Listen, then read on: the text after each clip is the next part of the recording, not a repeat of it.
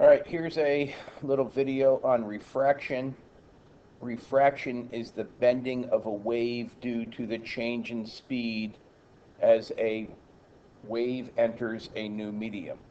So in front of you, or looking at you, or whatever you're doing, you see a wave traveling through the yellow medium. It's just about to hit and does hit the boundary between the yellow medium and the blue medium. This is a way to describe how the wave propagates into the new medium. As the wave strikes the new medium, each point on the new medium, now the author of this applet only drew about 20 points, but each point on the new medium acts as a source of a wave in the new medium.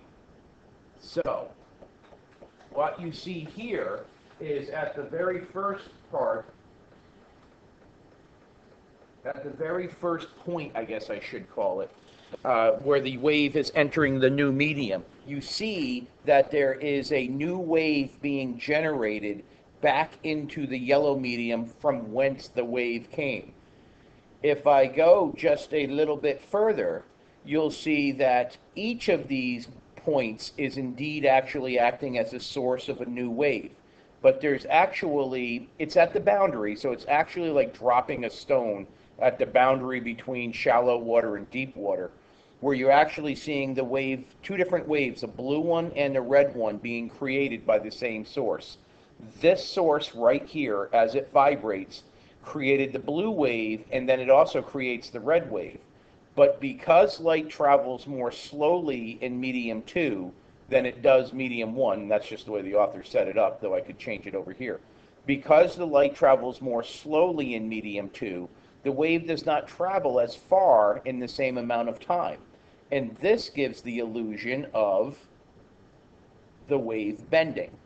Now, this blue light is representing the reflected light back into the blue circles, is representing the reflected light back into the yellow medium. The red circles are representing the refracted light that actually is transmitted into medium 2. Now, what you really want to look at here is that the direction of this red wave is different from the direction of the black wave. The author chose not to draw the little circles to show you how the original wave was propagating, but you could imagine all the same little circles on that wave. So, as we travel, or as the wave travels, each time the wave strikes the boundary, right here, to the new medium, each point on the new medium becomes a source of a new wave.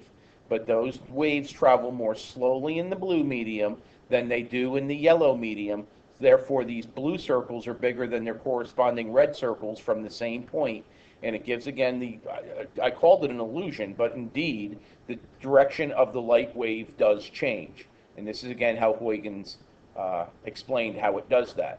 Now, this is another version of the same thing, where the wave is entering and reaching the new medium, and this time the author has drawn a solid line representing the constructive interference at the edge of all the crests, just to show you that this wave front reflects, here's the reflected wave front from the original, here's the refracted wave front. And I can show you another picture that might show this better here in a second. There's another version of it. This is more like the one you're going to draw. You won't generally draw these waves where the light's coming in. You draw the rays that show the direction the light's traveling. And if you follow this out, you're going to notice that the blue ray here shows the direction that the reflected waves go, and the red wave ray here shows the direction that the refracted rays go. And now if we could just get rid of the circles, you could concentrate, again, on only these lines. And these lines show you what is going on when light strikes the boundary between two different surfaces, or any wave for that matter. And that is, you produce a couple of different angles. This is called the angle of incidence. Incidence. This is called the angle of reflection, and this new one down here is the angle of refraction. You know that the angle of reflection will always equal the angle of incidence We will now take a look at how you find the angle of refraction. Before I do so, I would like you to note this. Let me let that go a little bit longer again. Let me get rid of my ink layer. I don't know if I can figure out how to do this with all the stuff going on. There we go. So as I move this a little bit forward, as I move this, close, how many ink layers? Bring it forward again a little bit. Okay, well, I can do it here. So this is the path, my pen's off a little bit. That's the path the light would have taken if it didn't bend. The red line's the path it actually takes. So this one is the would have if it didn't bend. But it didn't actually go that way. But if this is the normal line, the actual ray has bent toward the normal.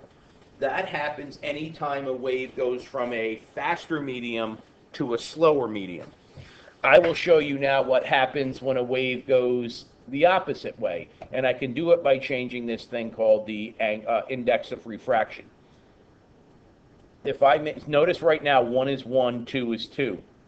The only thing you're concerned with is that 2 has a bigger number. If I do it the opposite way and restart this guy and wait about an hour, now it's actually the red circles that are traveling faster than the blue circles, because I have it so it's traveling faster in the yellow medium now. And this gives the illusion of the wave bending away from the normal. And I don't know why the author's not showing us the refracted line, but the waves now would be bent so that they're going away from the normal instead of toward the normal as they did before. Okay, I think I got her set up to show the next one.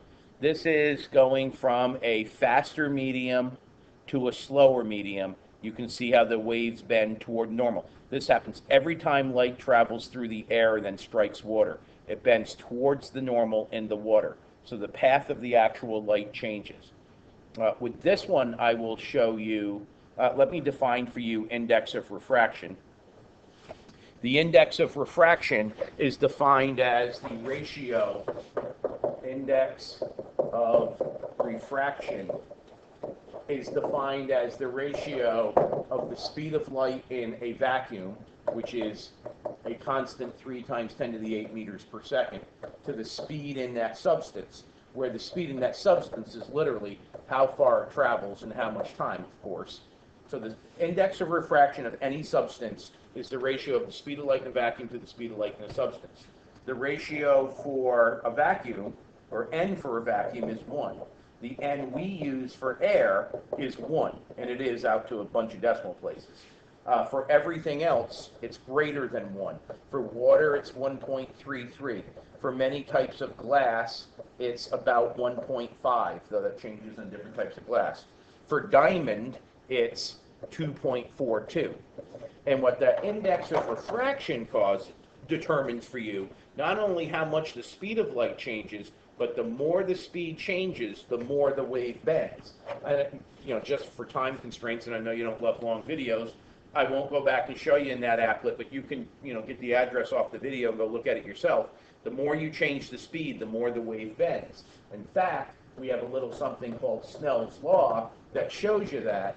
If you take the index of refraction of one substance times the angle between the ray and the normal line in that substance and set it equal to the index of refraction in the second substance times the sine of the angle in that substance. It doesn't matter which one's the angle of incidence and which one's the angle of refraction. You can do it. Doesn't matter which way the light's traveling. You have a path of light like that. Now I can tell by looking at this that this substance that I'll call N2 is, and that's N1. This is what we call theta 1, and it matches up with N1. And this is theta 2, and it matches up with N2. But you really could call this N2, but then you better call this theta 2, and this N1, but then you better call that theta 1. Just make sure you match them up. Now, because this ray has bent toward the normal, or reverse it and go the other way, away from the normal, I know that this substance is where the light travels the fastest. Because of, does that say fastest? And in here it travels slower. Because it always bends, it's closer to the normal line in the slower substance. That's what this Snell's law is telling us. So make sure you got to know this equation to calculate the speed of light in a substance and or calculate the index of refraction of a substance given the other. This question right here is a common AP question where, given the thickness, which I'll call T, of a substance, how long does it take a light wave to travel through that substance? And that answer will be speed is thickness over time. Why did I choose T for thickness and T for time? You can get the speed of light in that substance that way. You can calculate how long it takes the light to travel through T. Again, this capital T is thickness, which is now TH for you. But that speed can easily be found by doing C over N. So you can calculate the speed of light in the substance given the index of refraction, and then given the thickness, you can figure out the time it takes light to go through, or any combination of those variables.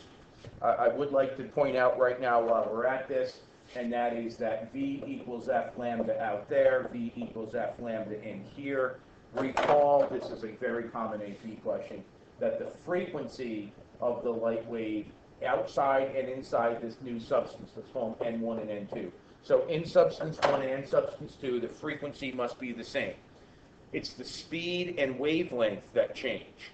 So if light travels from one medium into another, remember that you can find the speeds by doing N over, C, get out of there you, C over N, and you can do it for the speed also. And that the wavelength can be calculated from the speed and the frequency. But these frequencies are always going to be the same. So a very common AP Part 2 question, and one on your homework tonight, gives you the frequency in air, or substance 1 here, has you calculate the speed in that substance and find the wavelength from that. The frequency is the same in the new substance. The speed changes, you do C over N, you can find the new speed and then calculate the new wavelength. So that's a very common question. All right, so let's take a look at the notes that you have on Edline, and just so that I can just quickly go through them and make sure that I haven't missed anything. There's a couple of more cool video links. This is just showing you some refraction, the bending of light, defining diffraction, how you measure the angle of incidence and angle of refraction to the normal line, defining the index of refraction, defining Snell's law, and which way it bends based on which n is bigger. Remember, n determines speed. The more the change in speed, the more it bends. Some more interesting facts you can read out of your notes. Some check your understanding questions. A cool one that is, when light leaves the fish and travels towards the surface, that light will actually bend away from the normal.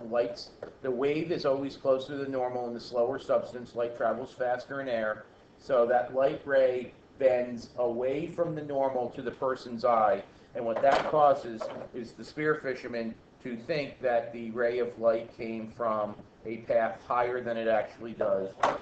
So it makes higher and behind, it turns out, than it actually does, and which makes it kind of hard to spearfish. Good thing I told you that. Welcome.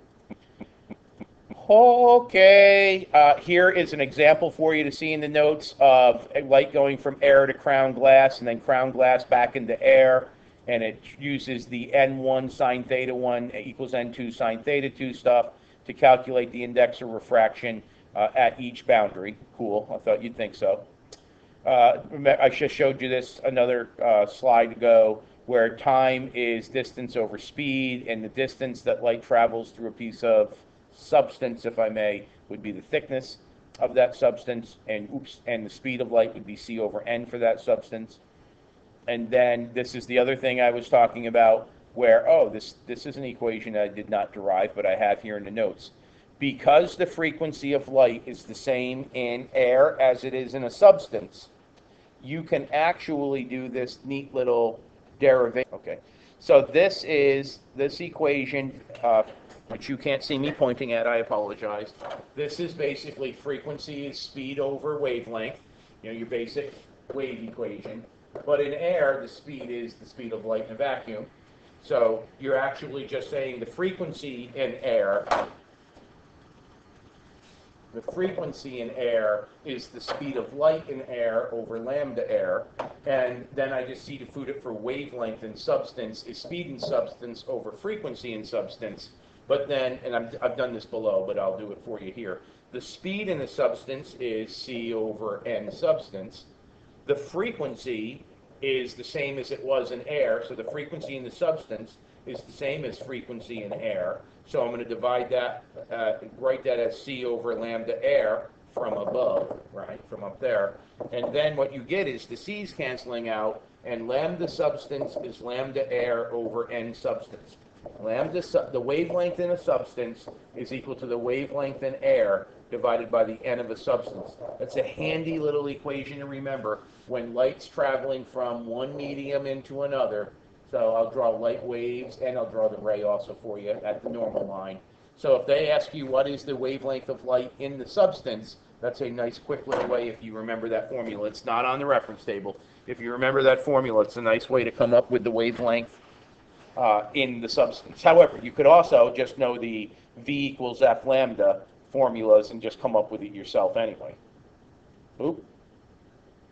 Okay, here, this becomes a big thing. Here's the thickness thing again. I'll let you look at that. But I will point out that because the light does not travel in a straight line, but instead right here bends towards the normal, that causes there to be a difference in path length. You can be asked to find that difference in path length. And what you can basically do here is drop the normal line down, and you've got two little right triangles that you can use SOHCAHTOA with, and the thickness is a measurement in each of those two triangles. So you've got the black triangle that looks like this. That's how far the light travels from the normal line. That's what this bottom would be. And then if you look at the green triangle, I hope you can see that, where that's the light would have traveled path, you got a different distance here, and if you subtract them, you find what I have here in red, which is the path length difference.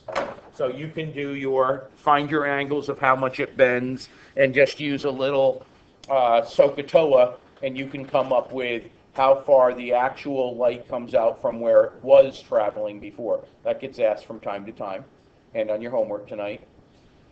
I remind you that when light, this is what I just did on that other page, when light enters a new medium and bends, this is the angle of refraction. Given the thickness that I'm calling y here, you can figure out, I wouldn't call this path difference in this case, how far the light emerges, this is where it emerges, how far does it emerge from where it went in? So you can find that distance, and you'll notice on tonight's homework problem, you're going to have to do something like that and use a little SOHCAHTOA. And one of tonight's homework problems is there's a spotlight shining into water, and they tell you how far it hits on the bottom of the ocean based on where it entered the water, like the end of the boats here, and they tell you how far this is. They give you the depth of the water and how far it is, and you're going to need that to calculate the angle of refraction, and then you use Snell's law, I believe, to come up with the angle of incidence up here. Okay, here's just more. This is just more drawing of triangles. This is what I just drew on that other slide. You can read that on your own. Everybody always asks me, Mr. Hanks, confusing me with the actor Tom Hanks, why do I suck at spearfishing? You already know. Well, I guess I found a QuickTime video to explain this craziness. Oh my, that's cool. Oh look, this is that homework problem. Oops, this is that homework. I don't know if this is the same one I put in homework. I do think it is. So yeah, you have the depth of water and how far the light strikes the bottom from the actual point where it enters the water. You can use trig to come up with theta 2, and then Snell's law to end up with theta 1. And if you do that, you're a cool kid. And here are the numbers, and that's just psychedelic. And these things we actually do in tomorrow's homework. I don't know why I have them in this. So this will be next video, which I can start right now.